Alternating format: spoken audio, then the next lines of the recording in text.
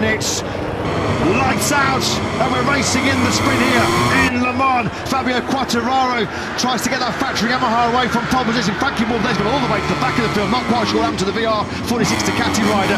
Quartararo tops it out with the Marquez brothers into the first section. Quartararo leads, Marquez going a little bit hot through turns 3 and 4. Bagnaia aggressive on the inside of Aldeguer as they power into the Lock Bridge. Yeah, Marc Marquez was wide coming through turn 2, and that put him out of position, allowed Quartararo to get through on him. Bagnaia now up the inside of one of the Ducatis, that is Aldeguer on the second of the Gresini bikes. Bagnaia defending 4th place. Yeah, Bagnaia's been busy early on in this sprint. He's gone from 6th to 4th place. That's one of KTM's running wide. Look at Quartararo through the first sector alone.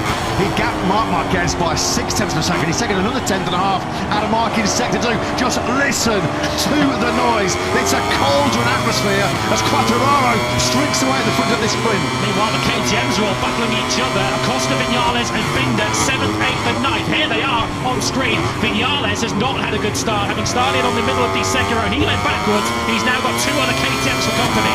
Quartararo is still almost 3/4 of a second ahead of Marc there in second place. He's the second of the VR46 Ducatis behind Gian Antonio, who's back in 16th. Lap 1 completed, and you can see visually the lead for Quartararo. It is 3/4 of a second over Marc Marquez. Yeah, I think Jack was reporting that it was probably a whole shop device issue for Morbidelli. He got the start all wrong there. Then Quartararo into turn 3. Italian, well, he was in recovery mode, having started from the back of the second row in 6th place. And Bagnaia dumps it out of 4th early on in the sprint here in France. It's been a tough season so far, but he's at least been banking the points. He'll be scoring none of them today. Front end goes on the way into the left-hander of turn 3 at Dunlop chicane, and Bagnaia is going to lose big ground in the World Championship here this afternoon. He's already 20 points behind Alex Marquez. That is only going to grow today. DNF in the sprint here as well last year. He's got his head in his hands.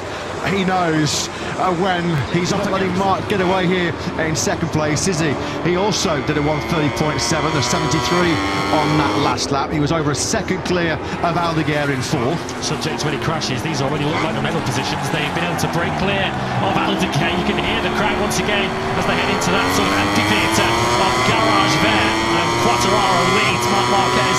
The lead is holding steady on this lap. Marc hasn't taken any further ground on this lap, but as mentioned, Aldeguer already a 2.25 back of the leading 3, but still sitting in a comfortable 4th. He's a miracle work on that Yamaha, isn't he, Fabio Quartararo?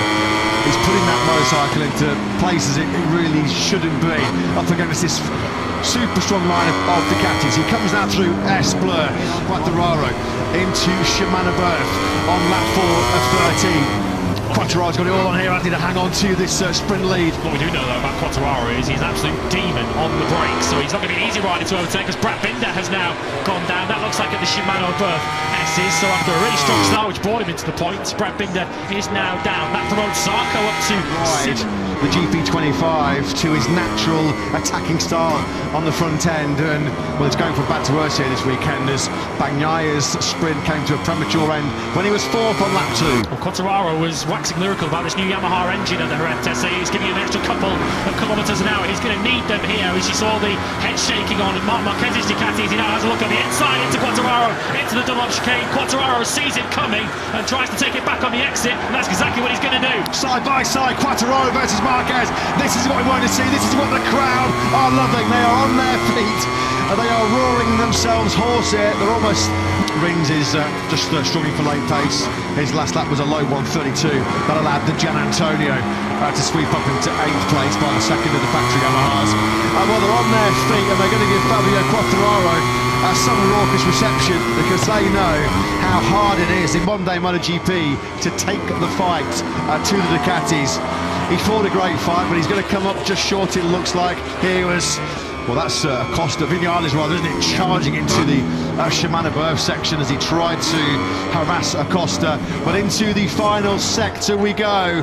And this is a record-breaking moment for number 93, Marc Marquez. He's had plenty of them, hasn't he, in his long and illustrious career. But for the first time, we have a rider in MotoGP winning 6 successive sprints. It's Marc Marquez.